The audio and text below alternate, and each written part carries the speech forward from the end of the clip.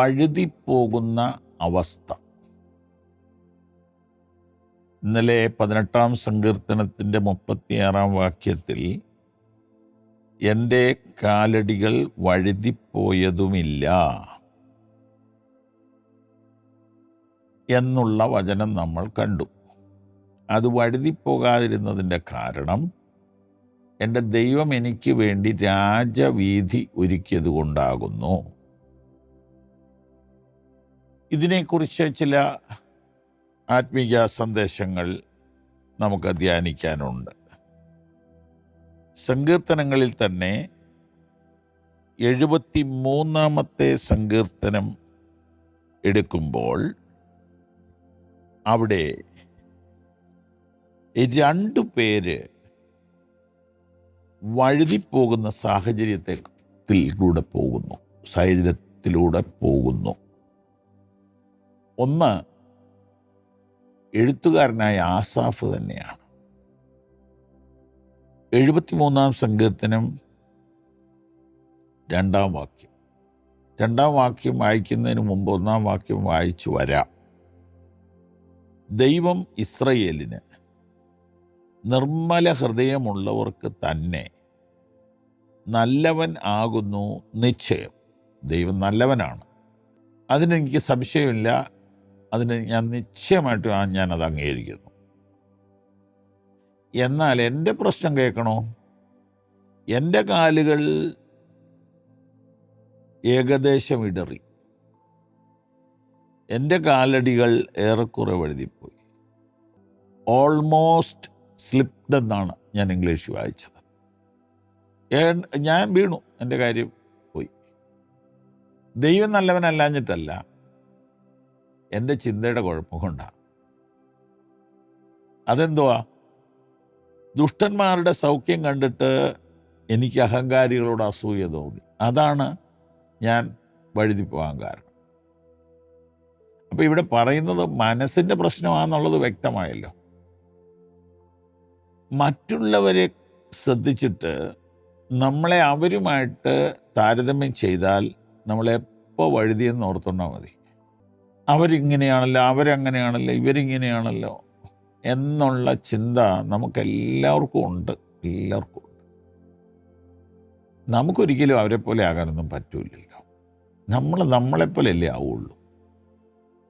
ദൈവം നമുക്ക് അനുവദിച്ചു തന്നിട്ടുള്ള ഒരു സ്പേസ് ഉണ്ട്.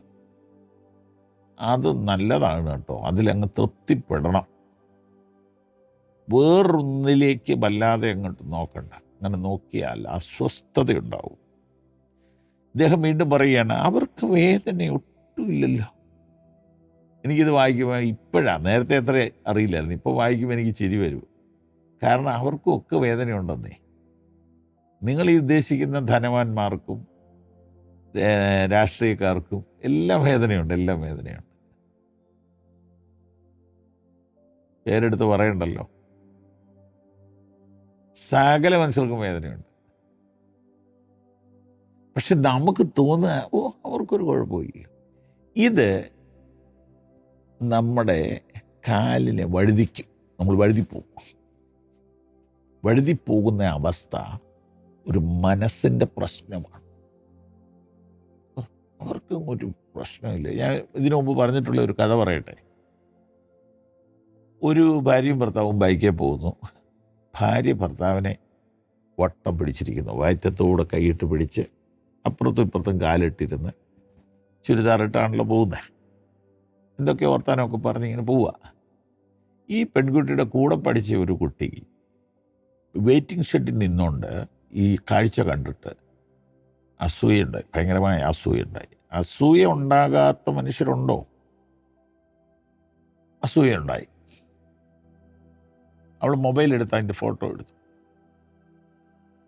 എന്നിട്ടൊരു അടിക്കുറിപ്പോട് കൂടെ അയച്ചു കൊടുത്തു. നിന്റെ ഭാഗ്യം, നിന്റെ തലേവര എന്നെഴുതി വിട്ടു. അവൾ രാത്രി വിളിച്ചിവളെ, നീ എന്താ അങ്ങനെ എഴുതാൻ കാര്യം?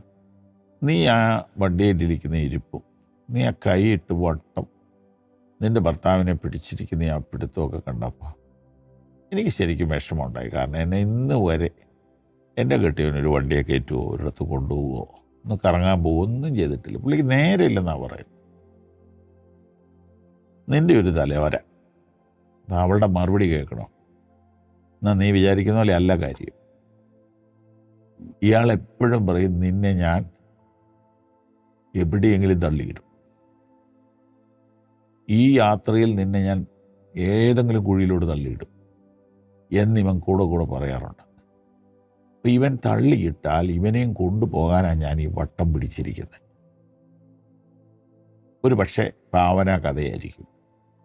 അതിൻ്റെ അർത്ഥം ഇതാണ്, നമ്മളൊരാളെപ്പറ്റി ഊഹിക്കുന്നത് ശരിയാകണമെന്നില്ല. അപ്പം എന്തുകൊണ്ട് വഴുതി പോകുന്നു എന്ന് ചോദിച്ചാൽ നമ്മുടെ ചിന്താഗതി ശരിയല്ലാത്തതുകൊണ്ട് നമ്മളുടെ ലൈൻ മാറിപ്പോവും, നമ്മൾ വഴുതിപ്പോവും. അതുകൊണ്ട് മറ്റുള്ളവരെ നോക്കാതെ ദൈവം എനിക്ക് തന്നതിൽ തൃപ്തിയോടെ ജീവിക്കാം. കാല് വഴുതാതിരിക്കട്ടെ. God bless you.